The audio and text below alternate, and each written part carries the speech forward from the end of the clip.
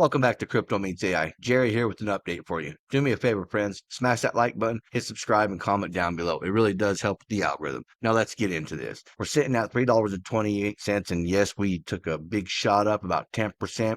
I'll tell you guys why here in a second. But we're trading within a range of 297 to 328. 330 is our resistance. Around 330, 331 is resistance. So if we can shoot past 330, 331, all bets are off. Sky's the limit.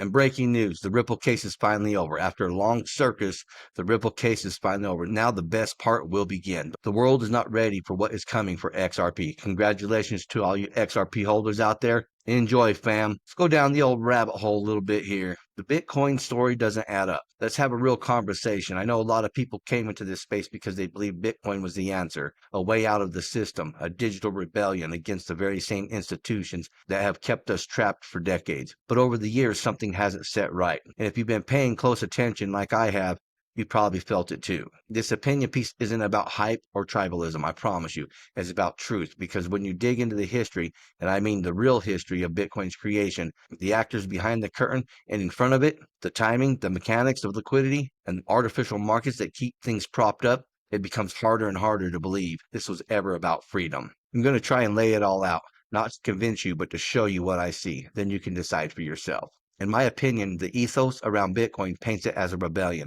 an open source miracle born from the ashes of the 2008 financial crisis, designed to liberate humanity from the grip of central banks and Wall Street elites. But when you look past the ideological nonsense and the cross-reference the architecture, the timing, and forces behind Bitcoin's creation, a very different picture emerges. One far less revolutionary, far more strategic. Let's start with the smoking gun that is constantly ignored. 1996, the National Security Agency, the NSA, published a paper titled How to Make a Mint, the Cryptography of Anonymous Electronic Cash. This was the original document that outlined the cryptographic framework that mirrors Bitcoin's white paper. Basically, the NSA, which is part of the CIA apparatus, has already laid the groundwork years before the 2008 financial crisis, and that isn't a theory. A lot of people will leave comments asking where the link or proof is. This is part of the programming embedded in those who don't take the time to do deep dives. If you do the research and think about it, you'll realize it was a prototype for a digital cash system. What are the odds the first practical implementation of this idea, Bitcoin, just happened to emerge anonymously in a perfect alignment with earlier blueprints and the quantitative easing that followed the 2008 financial crisis? Let's be realistic. In my opinion, the Bitcoin white paper was a military-grade blueprint repackaged for civilian consumption. The illusion of decentralization served a dual purpose. First, it allowed those who controlled the narrative to hide their hand and true motives. Second, it gave the public a sense of ownership over a system that was engineered by the very institutions they think they're resisting. It's controlled opposition in digital form. And it's kind of obvious. Bitcoin, and by extension most digital assets, including Ethereum, were never intended to overthrow the system. They were designed to restructure it from the ground up, giving the appearance of evolution while maintaining control through new rails, and it's working flawlessly. Artificial liquidity, artificial markets.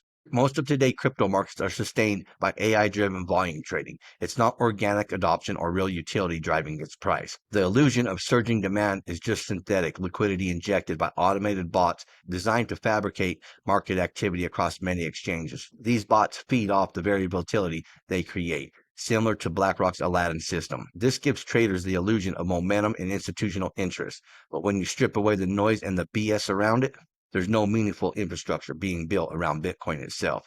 It's a speculative loop with no exit ramp in real-world applications. And that was by design when they built the alternate system. The 4-year cycle tied to Bitcoin's halving schedule aligned closely with liquidity cycles in traditional markets, specifically the Nasdaq. Every time monetary easing floods the system with fresh capital, Bitcoin starts to soar, not because of utility, but because it's a high beta asset tethered to the very same capital engines it supposedly escaped from, including the revolving door around stablecoin Tether. The game is rigged and repeated with precision. It's fake liquidity, drive speculation euphoria, extract those profits, and reset. You're just handing your wealth to early adopters, and they are selling those positions. Tether is the money printer. The role of Tether in this revolving door system cannot be overstated. It was pitched as a dollar-backed stablecoin, but it broke its peg multiple times. The stablecoin with questionable reserves now acts as a shadow banking instrument, a mechanism to move vast sums of capital through the crypto ecosystem without any transparency or regulation. At the same time, Tether has been buying U.S. treasuries, helping the U.S. government finance its own debt. In doing so, Tether becomes the backdoor liquidity mechanism, minting USDT out of thin air and using it to buy Bitcoin. That Bitcoin is then launched through the high-profile narratives involving Mt. Gox, MicroStrategy, and other strange actors who act as scripted protagonists for the original creators behind the digital cash system described earlier. Exit liquidity setup exposed. Based on everything I've uncovered, there's far more to this than I could possibly fit here.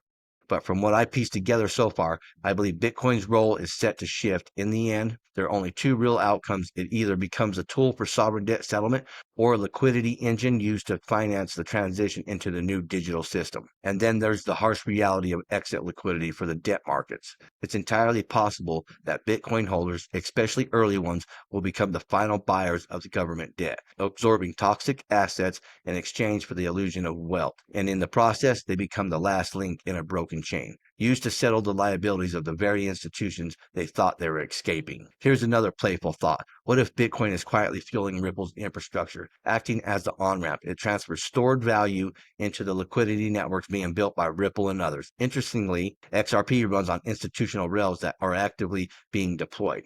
Bitcoin doesn't. As tokenized debt and smart liquidity systems come online, Bitcoin starts to look less like freedom money and more like raw energy melted down to power a smarter financial grid. Widely held, poorly understood. This is where it begins to get out of control.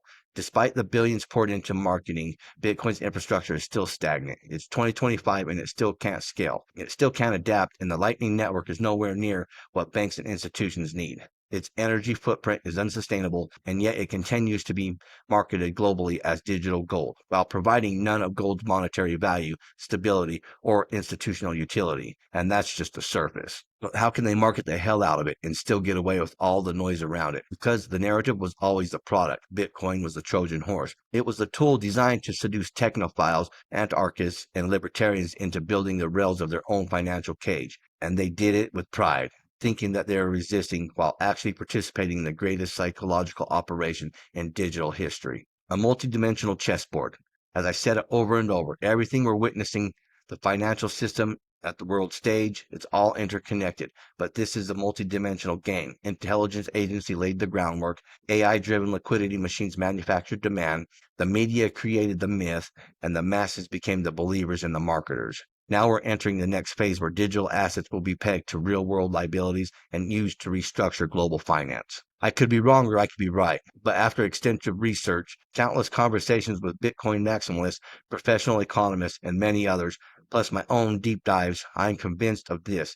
Bitcoin was never the revolution. It was the test. The truth is uncomfortable, but most settle for lies. I don't know about you guys, but I honestly believe this exact thing also. When you do all the deep dives, when you do all the readings that he's talking about, you do see that it does seem to be one big old psyop, in my opinion. And this is what still amazes me today. $70,000 car finance. Congrats, man. Well deserved. We'll pat you on the back. $120,000 in student loans. Totally normal. Don't stress it. 20K trip on a credit card. You've got to treat yourself, buddy. 5K in XRP. Whoa, careful. That's too risky for me. Funny how people clap when you dig yourself into debt, but question you the moment you invest in your future. Facts. 100% right there. Well, that's all I have for you folks. Until next time, stay savvy, stay stacking, and I'll catch you in the next one. If you enjoyed this, smash that like button, hit subscribe, and comment down below. And if you want more crypto deep dives, check out our videos right here on Crypto Meets AI. Thank you for watching. Remember to always do your own research. This is not financial advice.